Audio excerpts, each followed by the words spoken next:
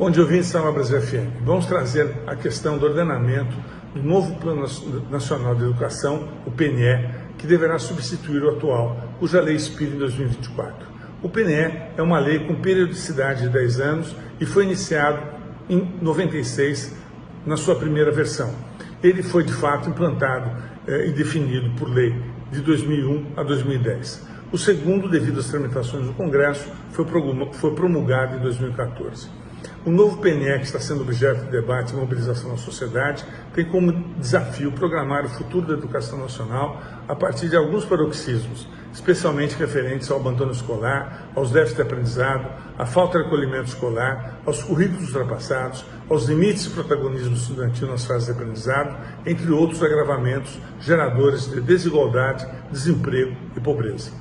O novo PNE não deve nem de perto servir de revisor do atual. Não é esse o caso. O PNE vigente tem metas e bases fortemente baseadas em quantidades a serem alcançadas, descritas em percentuais em diversas dimensões. Por exemplo, a meta 12 indica uma matrícula de nível superior equivalente a 33% dos jovens de 18 a 24 anos e de 50% da população de 18 anos ou mais.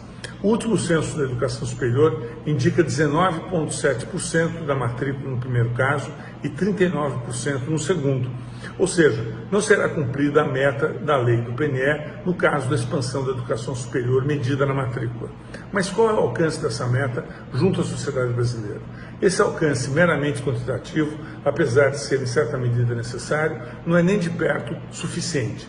Numa análise rápida dos dois últimos censos da educação superior, iremos verificar que as instituições de educação superior ofertaram em conjunto cerca de 22 milhões de novas vagas, com forte peso nas particulares e na educação à distância. A EAD ultrapassou as 16 milhões de vagas ofertadas novas e as instituições particulares ficaram em torno de 5 milhões.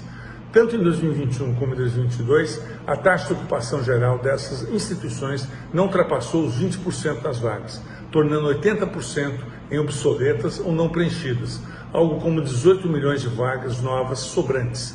Por outro lado, tanto em 2021 como em 2022, a evasão da existência de cursos superiores medidos em corte anual de matrículas se manteve em torno dos 60% do setor particular e de 52% no público. Assim, qual o sentido de uma meta que se pretende descritora de um padrão de expansão certamente necessário em um ambiente onde as IES estão desesperadamente tentando reproduzir suas vagas, mas não conseguem? Além de perderem quantidades enormes de estudantes matriculados, que entidade, política pública, governo ou empresa será capaz de deter a evasão e aumentar em muito o ingresso de novos estudantes? Certamente não será por meio de metas declaratórias, mesmo em leis. Nos últimos 10 anos de vigência do PNE, a matrícula, com exceção do último ano, cresceu 2,9% ao ano apenas. A evasão só aumentou. A educação seguiu o caminho contrário ao da meta estabelecida de expansão pelo PNE. As causas desse processo devem ser buscadas na ausência de compreensão da dimensão e impacto das metas atuais, que, no entanto, servem de balizamento positivo às ações, mas também, principalmente, na ausência de acompanhamento e capacidade de visualização da educação como inserida numa sociedade atrasada, com elites com baixo letramento e com uma pirâmide populacional invertida, onde a maioria da população envelhece mais rápido do que se reproduz. Já as causas da evasão derivam das sérias barreiras ao acolhimento de estudantes e a currículos em geral empastelados, copiados e divergentes dos requisitos profissionais na maioria das áreas cursadas. O crescimento negativo da matrícula na população de 18 a 24 anos, que seria de maior relevância, é igualmente frustrado por uma ampla evasão na escola básica pública, que detém mais de 38 milhões de crianças e jovens. Essa evasão, que chega a 500 mil por ano, comete de forma aguda o ensino médio público, que só no primeiro ano perde mais de 16% dos seus estudantes.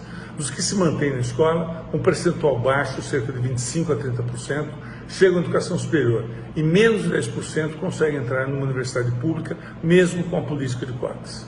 Essa restrição amplia a desigualdade, à revelia das metas do atual PNE. O novo plano deve considerar outras qualidades e metas. Deve se preocupar com a retenção a manutenção dos estudantes nas escolas e universidades. Deve se preocupar com o padrão de empregabilidade a partir do diploma. Deve se ater aos impactos da formação na inovação, em setores econômicos ou em políticas sociais. Deve indicar a necessidade de acompanhamento a partir do aperfeiçoamento de currículos, dos processos de regulação e avaliação e da formação de professores. Como diria Jacques London, mais difícil que marcar um encontro com o futuro é acreditar na invisibilidade do passado. Bom dia a todos e todas.